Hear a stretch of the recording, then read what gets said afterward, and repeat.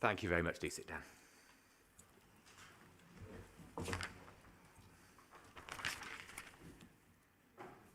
Right, good afternoon, everybody, and welcome to this very special, extraordinary full council meeting. Welcome to those members of the public watching us via YouTube, and of course, a special welcome to all of the guests joining us here today in City Hall. For those of us in the building, we'll just draw your attention to the safety procedures. Should there be any sort of alarm today, please just leave the chamber through the nearest exit and we'll congregate outside on College Green near the cathedral. We are all hopefully seated at least 1 metre apart, and there are additional COVID measures in place behind the scenes. Everyone is advised to wear a mask, except when you're speaking or if you have any medical exemption. Now, agenda item 2 is apologies. I've received apologies for absence from Councillor O'Rourke and Councillor Beach. Do we have any other apologies? There's a noticeable lack of Greens in the room, but they are on their way, I'm assured. Apologies. Thank you very much. Okay, agenda item 3 then, declarations of interest. Can I ask whether any councillors have any interest to declare regarding the items on today's agenda? No. Good, then we move straight on to the main item of today's meeting, which is agenda item 4, the freedom of the city. And as set out in the report that has been published, Council is asked to approve the appointment of and confer the freedom of the city to Val Jeal, and I'm very happy to move that recommendation. Maurice, would you like to second that recommendation? Yeah, absolutely. Oh, all right, I can say something now. So it's incredibly special to be able to recognise amazing people, and I will share, without embarrassing Val too much, it is one of the most incredible people I've met in Bristol in my nearly 50 years in the city. When I first met Val in about 96, 97, when I came back to Bristol from university and I was working for Tier Fund. And we were involved in some local outreach. And I just met Val as, with the beginnings of 125. I don't know if at that time you were still in Cheltenham Place, 125 Cheltenham Place, before moving on to Grosvenor Road or something. Anyway, it was all going on. And then I remember we had that very special couple of days together when I brought Jonathan, they were coming to visit, but Jonathan and Thelma Nambu from Quezon City in Philippines, and I'd been to visit their work, and they were working with women that had been trafficked into the sex bars around Manila and Quezon City. And they were coming to the UK, and I said, I'd love to bring them to Bristol for, a couple of days to spend some time with you and in about 125. And it was an incredible couple of days because that crossover, wasn't it? That the exploitation of women, so many of the dynamics that was happening in the Philippines were exactly the same as some of the dynamics that were happening with women over here as well. And we spent the time together, took you to Radio Bristol, did the interviews, spent time at your home having dinner together, and it was this remarkable connection of people from Asia and Europe connecting on this common issue. And I know I won't share too much on some of the stories you shared in your testimony of working with the women, but I just know how much hope you've brought into some very dark places. Where women have been trapped and lost and perhaps not seen a way out, how that hope has then extended into the lives of the women's children. And I also have memories of the day we went on a day trip to Longleat on a bus, and I was looking after some of the kids, and the kid in a bright yellow jacket dropped in a muddy puddle, and I had to take him and try and wipe him off. That wasn't the best moment for me, but nonetheless, we did it. And just bringing some normality into the lives of the women is very special. And something you said to me, Val, again, thinking about this being, 20 odd years ago, and just how important it was on that time when I talked about feeling so compromised as a man in the company of the women when men have been the source of so much exploitation and oppression and abuse in their lives. And you said actually they need good men around them. They need to be around men who treat them as human beings and with respect. And actually that was the message from Jonathan Nambu as well, obviously running the work with Samaritana. And that's always stuck with me, that You know, as well as advocating things, you need to try and embody it as well, and sometimes step into places that you don't always feel comfortable because there's something more important happening on. So it's amazing to be able to offer just someone who is a good person like yourself freedom of the city.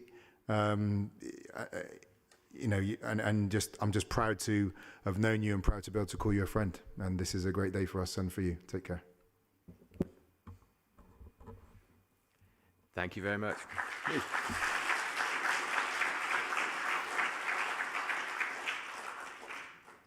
Thank you. I'll now call Councillor Breckles to speak on behalf of the Labour Group. Thank you, my Lord Mayor. I rise to support the granting of the freedom of the city to Val Jeal.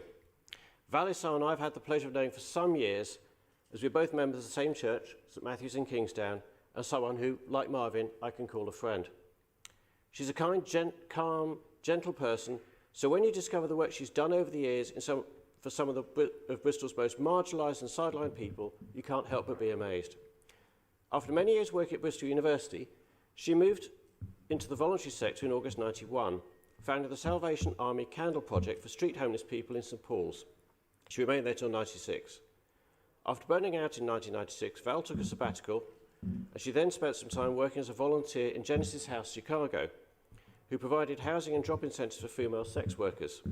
Something clearly clicked for Val. It was those sex workers in Chicago who told Val to go back to Bristol and set up a project here. Val subsequently came home, resigned from the Candle Project and founded 125 Limited, working with street-based female sex workers here in Bristol. The name 125 was simply the address, the property number of the first drop-in that we had. Now the 125 project is something I'd heard of back in the 90s, so word got around about this important work, all being done without any judgment or condemnation.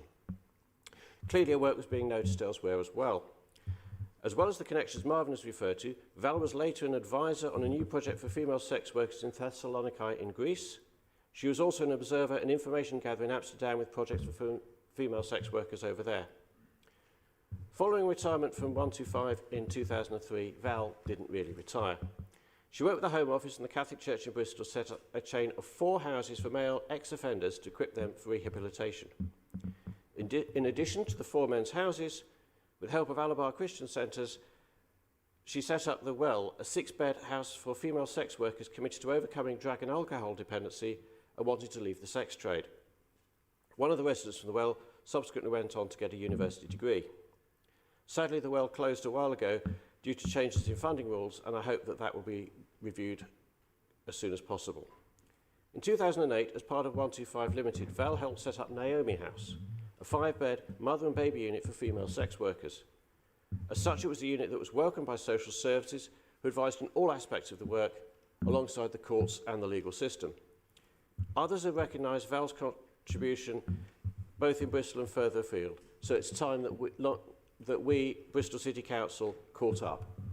In 2003, Val was awarded an MBE, and in 2018 was awarded an Honorary Doctorate of Law by Bristol University. Our recognition of Val's tireless work, especially with our city sex workers, is long overdue. Marvin is right. You have brought hope into some very dark places. Congratulations, Val. I can't think of a more deserving recipient of the freedom of the City of Bristol.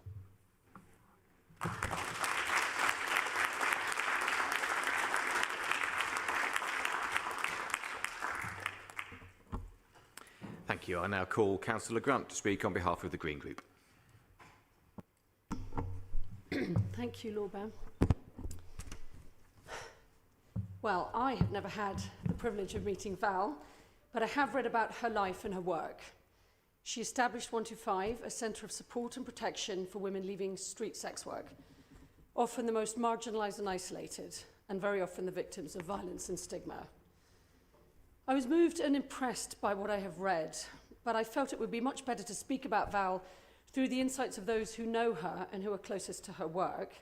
So I was in touch with some of those who are working right now at 125.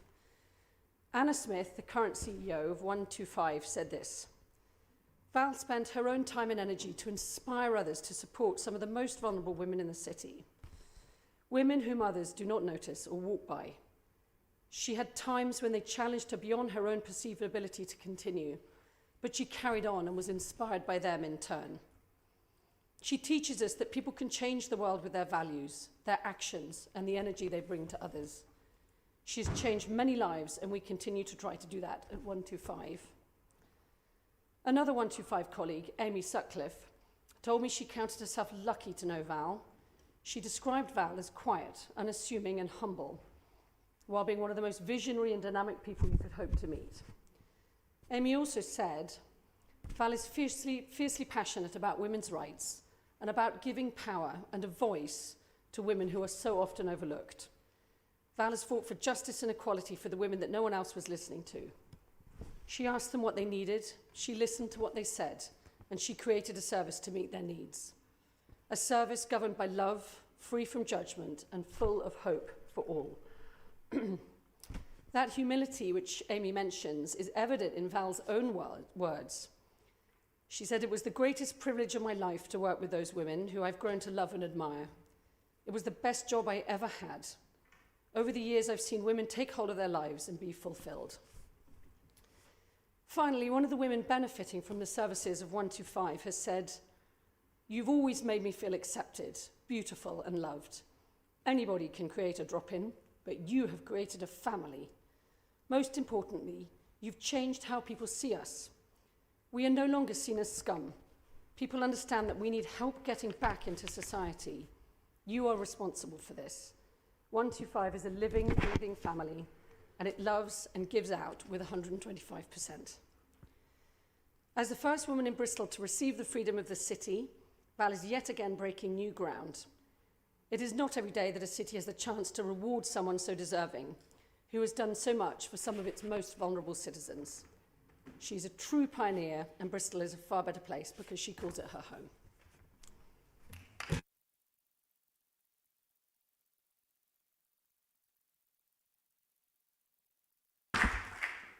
Thank you very much. I now call Councillor Alexander to speak on behalf of the Conservative Group. My Lord Mayor, it is a real pleasure to be able to endorse Val for this still rare honour. And Val is the rarest of them all because, as has just been said, she is the first woman to be given this honour. The citation lists her considerable achievements, working quietly away for decades to help some of the most desperate and marginalised people in our city. I understand Val became much more involved when she retired. So instead of seeking the quiet life, she worked even harder. Reading much of the background to Val's activities, what shines out is her commitment to these causes and dogged determination to make a real and practical difference to those left less fortunate than ourselves. This led her to set up a number of initiatives and charitable trusts, starting with the Salvation Army's Candle Project, which sought to give mainly homeless men in the city of St Paul's support that they very much needed. To help them look at a number of years to gain gradually the trust of some quite damaged individuals, which I must imagine have been both emotional, challenging and demanding on Val herself. It has been rightly said that time is the most precious commodity. To give so much of it in the cause of good works takes a very special person. Such people are the best of us. I know that Val has already received recognition for these services with her MBE and an honorary doctorate of law from Bristol University, but we have the authority under local government to confer freedom of the city upon persons who have rendered eminent services to that place or area. Val's record of charitable services clearly qualifies for this new title, and I'm glad that we have been given the opportunity at this time to demonstrate the appreciation of her adopted city. Well done.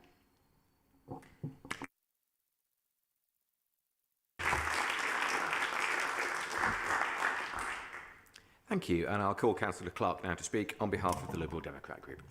Thank you, my Lord Mayor.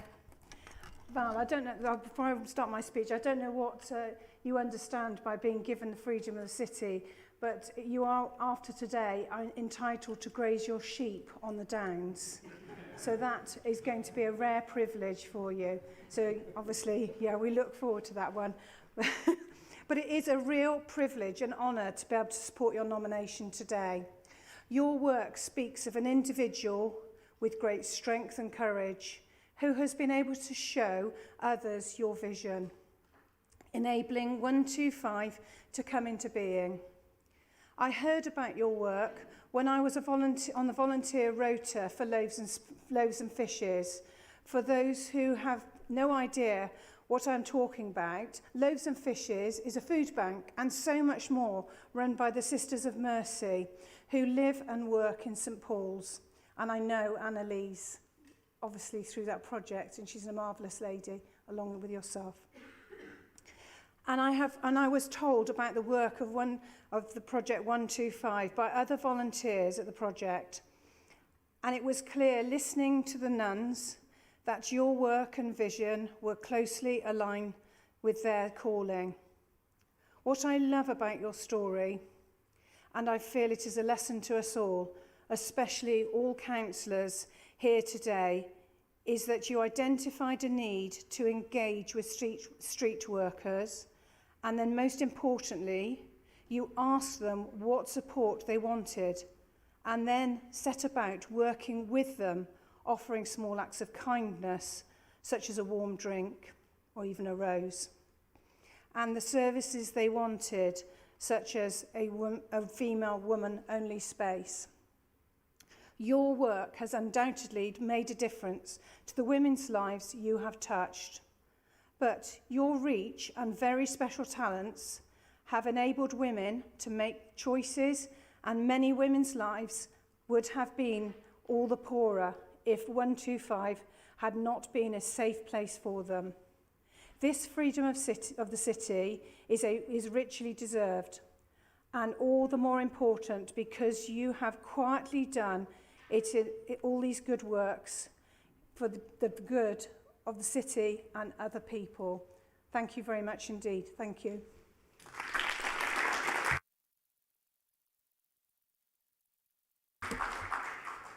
Thank you very much. So I'll now ask full council to confirm that the freedom of the city be conferred upon Val Jeal. All those in favour, please say aye. Aye. I think that's unanimous.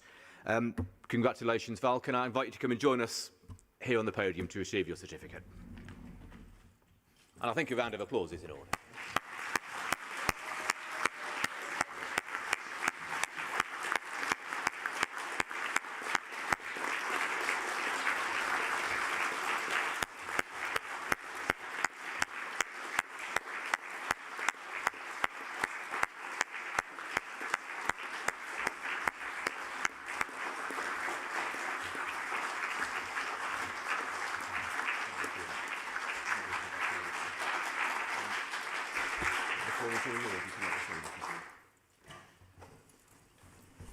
Thanks.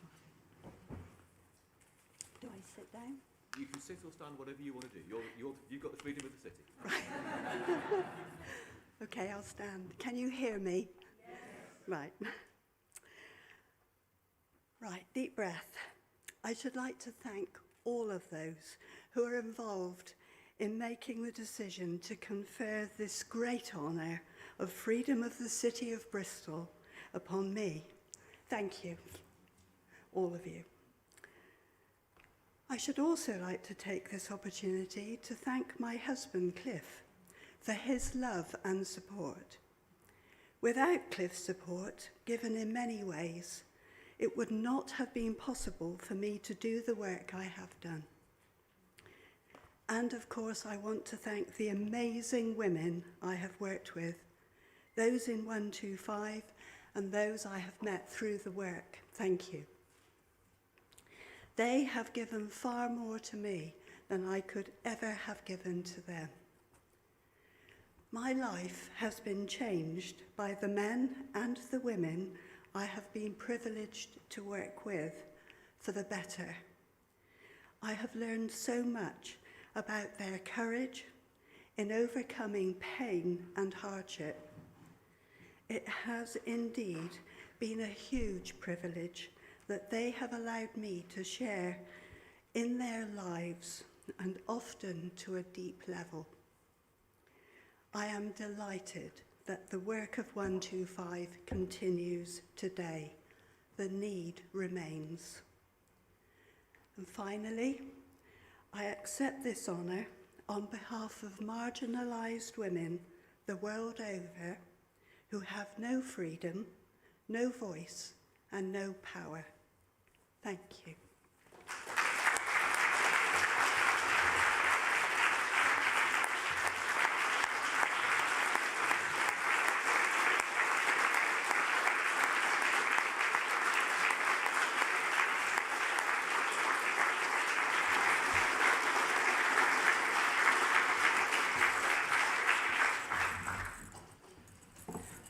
Thank you, Val. That concludes this extraordinary full council meeting. There will be refreshments served in the conference room for councillors, for guests, and of course for Val. Councillors, though, please make sure you're back here in your seats at 3 o'clock for the full council meeting.